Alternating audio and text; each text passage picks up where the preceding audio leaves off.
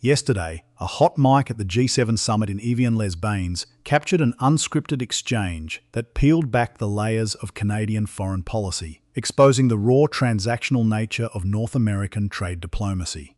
Standing at a working lunch in France, Canadian Prime Minister Mark Carney leaned toward Donald Trump, pitching Canada's recent electric vehicle agreement with China not as a triumph of sovereign diversification, but as a carefully calculated containment strategy. Less than 3% of our market, 49,000 cars, Carney said, making a sharp chopping motion with his hand to emphasize the boundary. It's a cap. We capped it, a hard line. I thought you'd actually like that. Trump's response was brief, transactional, and immediate. That's good. I like it. This is not a routine diplomatic whisper.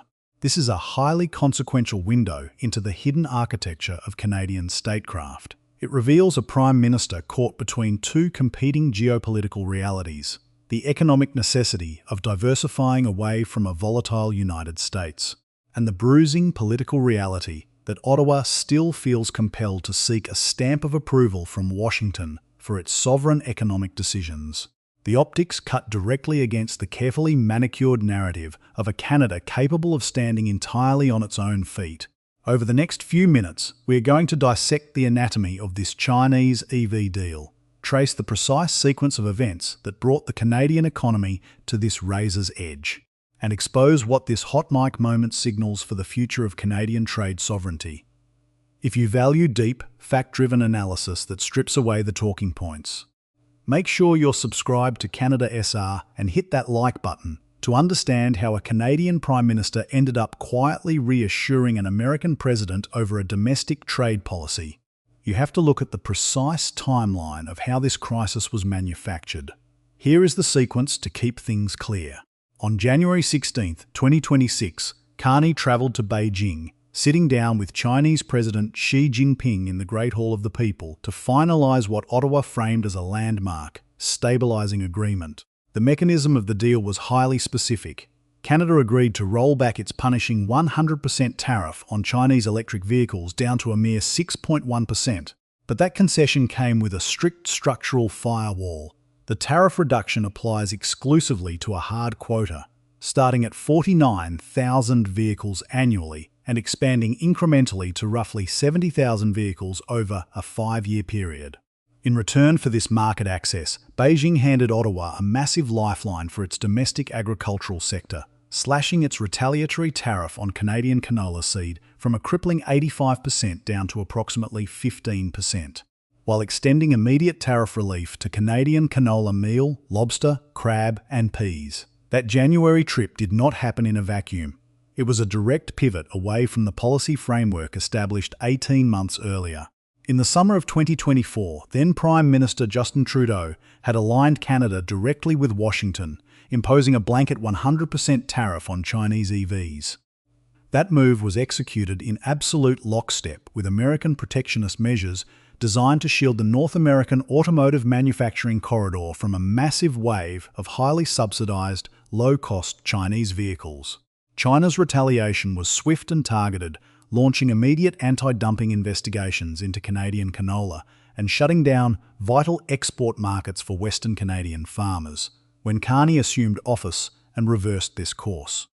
His administration attempted to frame the pivot as a sophisticated move toward geopolitical predictability. Speaking to reporters in Beijing, Carney remarked that while Canada's relationship with the United States remained deeper and more multifaceted, ties with China had become distinctly more predictable, noting that you can see results coming from that. That statement was an explicit public calculation, signalling that Ottawa viewed Beijing as a more reliable transactional partner than a volatile Washington. But the domestic blowback inside Canada was instantaneous, exposing deep structural fractures between the country's agricultural west and manufacturing east. The province of Ontario, which serves as the absolute heart of Canada's automotive industrial base, erupted in opposition. Premier Doug Ford publicly stated that his government was entirely excluded from the consultations, labelling Carney's agreement a knee-jerk reaction that jeopardised Continental security. Ford went so far as to characterise the incoming Chinese vehicles as subsidised spy cars, raising immediate alarms that embedded software and communication technologies within these vehicles would trigger severe American cybersecurity penalties, potentially preventing Canadians from driving their cars across the United States border. Once the camel gets its head in the tent, Ford warned, the whole body follows. The political pressure intensified as Unifor, the nation's largest private sector union representing tens of thousands of auto workers, condemned the deal as a self-inflicted wound to a domestic manufacturing sector already struggling to transition to electric platforms. Former Conservative leader Erin O'Toole reinforced the security critique, citing explicit intelligence briefings regarding foreign interference and warning that the deal granted Beijing an economic foothold that would inevitably be leveraged to the detriment of Canadian industrial workers. Carney's defence of the agreement rested entirely on a granular numbers game. He repeatedly emphasised that 49,000 vehicles represented less than 3% of the roughly 1.8 million automobiles sold across Canada every single year. That is the official narrative designed to pacify domestic critics. But here is the other half of the equation that most mainstream coverage completely missed. While 49,000 cars is an insignificant fraction of the total automotive market, it represents an incredibly potent, disproportionate share of the rapidly expanding electric vehicle segment specifically. This is the exact sector that Chinese manufacturing giants like BYD have systematically dominated on a global scale. Currently, Canada's domestic EV market is entirely controlled by American, South Korean, and Japanese brands, with Chinese firms possessing virtually zero market penetration. By shifting the tariff from 100% to 6.1%, this deal deliberately carves out an institutional beachhead for Chinese state-backed enterprises in North America. This is not a minor adjustment, it is a calculated structural shift in Canada's industrial composition, trading a slice of the future automotive ecosystem to secure immediate financial relief for the agricultural sector. The geopolitical shockwave travelled south immediately, triggering an aggressive, protectionist response from the White House. Within days of the Beijing announcement, Trump took to Truth Social to deliver an ultimatum, warning that if Ottawa intended to transform Canada into a drop-off port for China to bypass American enforcement and funnel cheap goods into the United States, the economic consequences would be devastating. Trump claimed that China would eat Canada alive, completely devour it, destroying the nation's businesses and social fabric. He backed this rhetoric with an explicit threat, an immediate, across-the-board 100% tariff on all Canadian goods entering the United States if the deal proceeded, in a calculated diplomatic insult.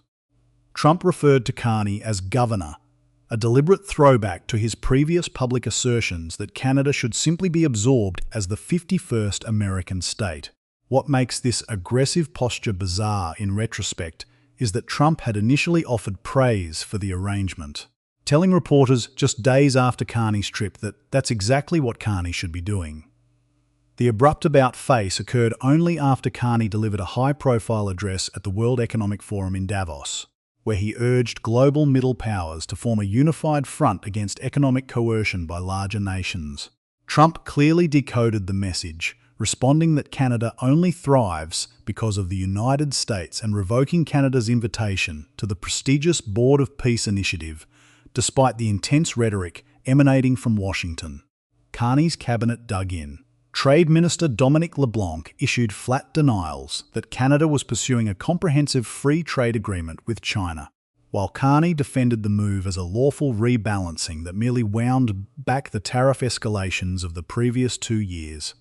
He argued the deal was entirely compliant with Canada's legal obligations under the Canada-United States-Mexico Agreement, specifically referencing the controversial non-market economy clause that requires prior notification before entering trade talks with nations like China.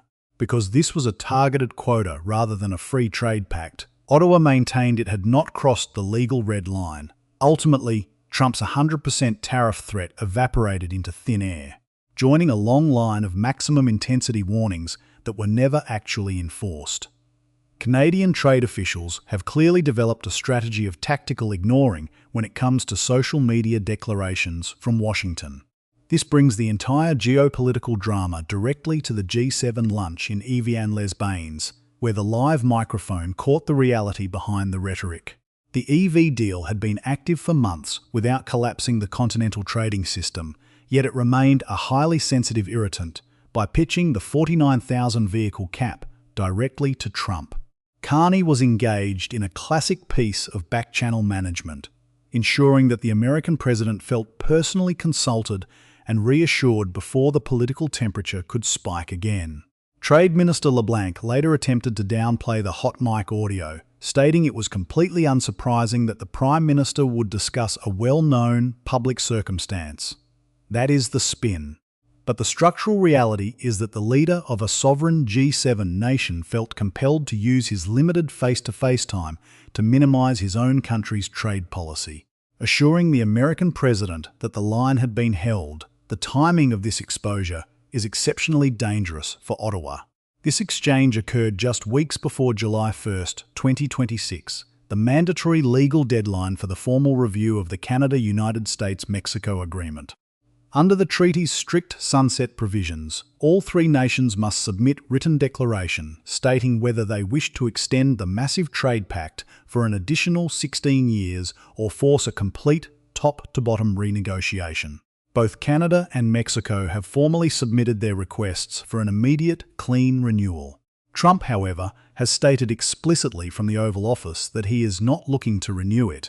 Even as his trade teams begin preliminary discussions, his trade representative, Jameson Greer, is already aggressively pushing a protectionist agenda, demanding a strict new requirement that a minimum of 50% of total vehicle content must be manufactured directly inside the United States, alongside renewed attacks on Canada's protected dairy supply management system and digital services taxes. Within this high-stakes framework, the Chinese EV deal is no longer an isolated dispute over 49,000 cars. It has been transformed into a highly leveraged bargaining chip in the most critical trade negotiation Canada will face in a generation. But the most consequential question regarding who truly holds the leverage in this continental showdown remains unanswered. That unanswered question is exactly why we need to strip away the political theatre and examine the cold engineering of the deal itself. While the talking heads on cable news debate whether Prime Minister Mark Carney looked weak on a hot mic, the real story is written in the fine print of the regulatory framework hammered out between Ottawa and Beijing. This wasn't a standard boilerplate diplomatic memo. It was a highly complex, asymmetrical macroeconomic swap. To truly understand how this deal functions, we have to look past the political sales pitch and dissect the structural mechanics of what was actually signed in the Great Hall of the People. The architecture of this agreement operates on three distinct, interlocking technical axes, each designed to balance competing industrial interests while trying to prevent an outright trade war with our southern neighbour. First, look at the automotive import architecture. The cornerstone of the deal is the creation of a strictly regulated, multi-tiered tariff rate quota system. Canada did not simply throw open its borders to Chinese state-backed manufacturing. Instead, Ottawa established a hard legal ceiling on market penetration. Under the current terms, a maximum of 49,000 Chinese-manufactured electric vehicles are permitted to enter the Canadian market annually under a preferential most favoured nation tariff rate of just 6.1%. Any vehicle imported above that 49,000 threshold is immediately hit with the legacy, protectionist 100% penalty tariff inherited from the previous administration. Furthermore, this is a graduating mechanism. The quota expands incrementally over 5 years, topping out at roughly 70,000 vehicles by 2031. For Beijing, this provides a highly coveted, legally binding foothold in the North American market, a critical operational beachhead for brands like BYD, to test logistics, consumer preferences, and cold weather battery performance on our soil. w.pm.she.ca second. Examine the agricultural and maritime trade relief. This is the immediate financial payoff that Carney used to justify the domestic risk. Effective March 1, 2026, the People's Republic of China systematically dismantled the aggressive trade walls it erected during the 2024 dispute. Beijing slashed its combined applied tariff on Canadian canola seed from a near-total embargo level of 85% down to exactly 14.9%. This single adjustment instantly restored open market access for approximately 4 billion Canadian dollars in annual agricultural exports, offering a massive financial reprieve to producers across the prairies. Simultaneously, China suspended all anti-discrimination tariffs on Canadian canola meal, peas, lobster, and crab. To sweeten the pot further, Beijing quietly restored full market access for 20 registered Canadian beef meat establishments, a sector that had been entirely locked out since bilateral relations soured years ago. www.nada.ca. Third, consider the long-term capital and strategic commitments. This is the part of the architecture that should make every Canadian sovereignty advocate pause. This agreement is not a temporary truce. It is the opening salvo of a broader, stated macroeconomic pivot. The Carney administration used the Beijing summit to explicitly lock in a mandate to increase total Canadian exports to China by 50% by the year 2030. To hit that aggressive target, the two nations signed a series of binding memorandums of understanding designed to fast-track Chinese state and corporate investment into Canada's domestic clean energy, battery manufacturing, and wood product sectors. More provocatively, the text commits Ottawa to reinvigorate the high-level Canada-China economic and financial strategic dialogue and actively collaborate on improved global governance. A highly loaded diplomatic phrase that signals Canada is willing to accommodate Beijing's vision of a multipolar financial system in exchange for stable market access. www.pm.c.ca. When you lay these three components out side by side, the underlying strategic calculation becomes unmistakable. Carney, drawing on his deep background in global finance, attempted to execute a classic portfolio diversification strategy. He looked at a volatile, tariff-heavy United States under the Trump administration and decided that relying on a single trading partner for over 75% of Canada's economic output was an unacceptable national security vulnerability. By giving China a small, tightly capped piece of the North American EV pie, Carney secured a multi-billion-dollar stabilisation package for Canada's agricultural and resource economies. It was a calculated gamble, sacrifice a fraction of the future domestic auto market to buy immediate stability for the West and the Maritimes, while signalling to Washington that Canada has options. But this brings us to the fatal structural flaw embedded in the deal's design. In the brutal world of international trade, you cannot run a diversification strategy in a vacuum when your entire economy is physically integrated into a continental manufacturing grid. The Canadian automotive industry does not operate independently. It is a fully synchronized, cross-border assembly line. A single vehicle component frequently crosses the Canada-US border up to 6 times before the finished car rolls off the line. By giving Chinese EV manufacturers a legal, low-tariff gateway into Canada, Ottawa didn't just alter its own domestic market. It introduced a foreign element into the highly protected North American supply chain governed by the United States-Mexico-Canada Agreement. This is precisely why United States Trade Representative Jamie Eason Greer and the Trump administration reacted with such immediate, unyielding hostility. From Washington's perspective, Canada's 49,000 car cap isn't a clever compromise. It's a structural breach in the Continental firewall designed to keep Chinese industrial overcapacity out of North America. The American trade apparatus operates on a zero-sum logic. You are either part of the Continental economic fortress, or you are a backdoor for its adversaries. By trying to play both sides of the chessboard to secure a $4 billion win for canola farmers, Carney inadvertently handed Washington the perfect ammunition to challenge the entire structural integrity of Canada's broader trade privileges. So what does all this technical manoeuvring actually mean for the state of Canadian sovereignty? It means that Canada is rapidly running out of room to manoeuvre in the cracks between competing superpowers. The Carney administration designed this deal to prove that a sophisticated middle power could pragmatically trade with Beijing while maintaining its core commitments to Washington. But as the formal review of our Continental Trade Pact looms this summer, this architectural compromise has placed Canada in an incredibly precarious position. Ottawa wanted a strategic hedge. Instead, They may have handed the most protectionist American administration in a generation the exact leverage it needs to demand deep, permanent structural concessions from Canada. The architectural lines have been drawn, the quotas are active, and the bills are starting to come due. The technical architecture of the Chinese electric vehicle deal reveals a calculated attempt to secure economic leverage. But the hot mic in France exposes the immense difficulty of executing that strategy while physically tethered to the American market. When you strip away the bureaucratic jargon, the big picture becomes clear. Canada attempted a high-stakes balancing act, offering Beijing a 49,000-vehicle beachhead to insulate its multi-billion-dollar agricultural sector, only to find that in a zero-sum trade environment, a hedge can easily be weaponized as an invitation to economic retaliation, the zooming out to the broader strategic horizon. This confrontation marks the definitive end of the post-Cold War era of trade diplomacy for Canada. For decades, Canadian foreign policy operated under a comfortable, rules-based paradigm where Ottawa could seamlessly pursue global market access while taking its unhindered, tariff-free access to the United States entirely for granted.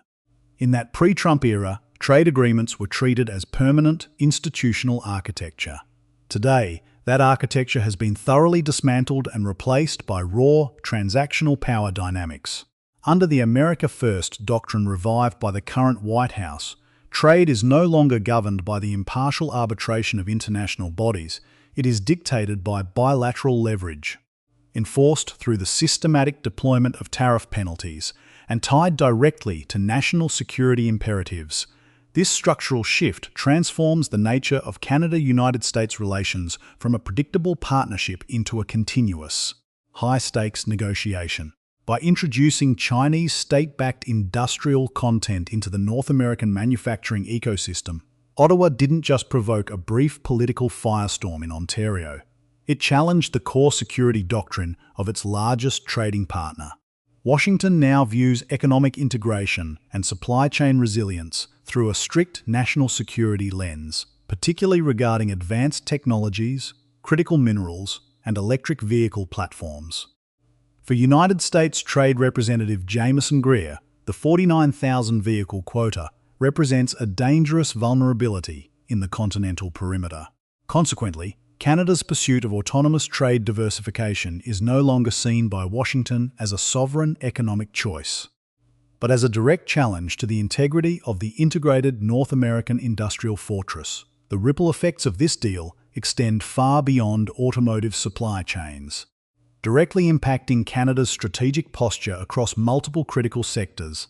In the defence and technology arenas, opening the door to Chinese automotive tech, even under a strict cap, creates a massive structural friction point with American cybersecurity frameworks. Premier Doug Ford's warnings regarding spy cars mirror the deeply embedded consensus within the United States intelligence apparatus, which views connected Chinese vehicles as mobile data harvesting nodes capable of mapping critical infrastructure and compromising continental network security. This tech sector friction directly threatens Canada's standing within broader intelligence sharing networks, signalling that any economic convergence with Beijing carries an immediate, compounding penalty in Washington. In the energy and critical minerals sectors, the implications are equally disruptive. Canada sits on vast unmined reserves of the lithium, cobalt, and nickel required to fuel the global green transition, assets that the United States considers vital to its own domestic manufacturing independence.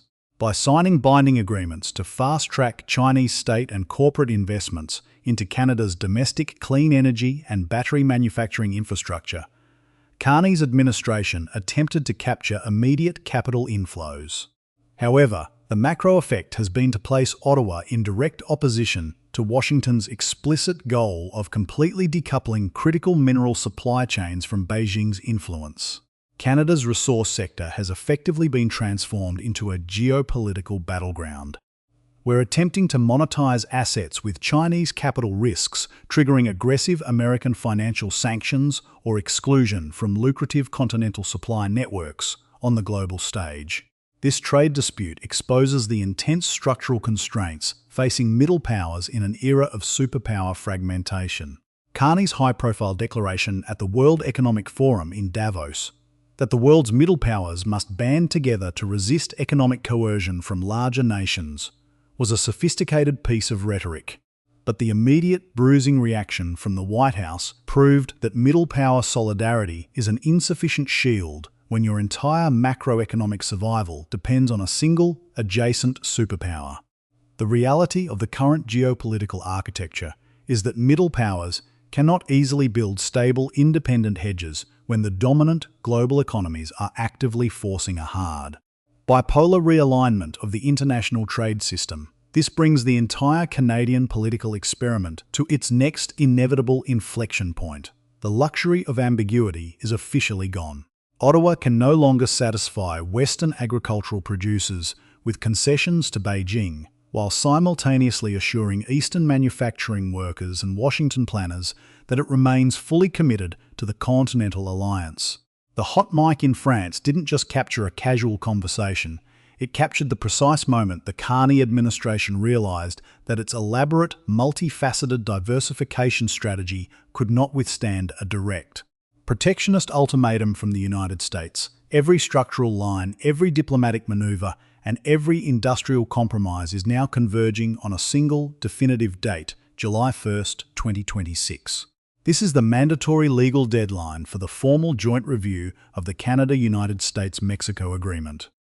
As the three nations sit down to declare whether they will extend the Continental Trade Pact or force a complete, top-to-bottom renegotiation, the Chinese electric vehicle deal will not be treated as a separate, isolated dispute. It will be leveraged by Washington as the ultimate bargaining chip to demand permanent, structural concessions from Ottawa, ranging from the complete elimination of Canada's dairy supply management system to the implementation of aggressive, enforceable restrictions on any non-market economic partnerships. The ultimate test of Canadian trade sovereignty is no longer a theoretical debate for the future. It is a live, existential negotiation playing out this summer, and the opening cards have already been dealt.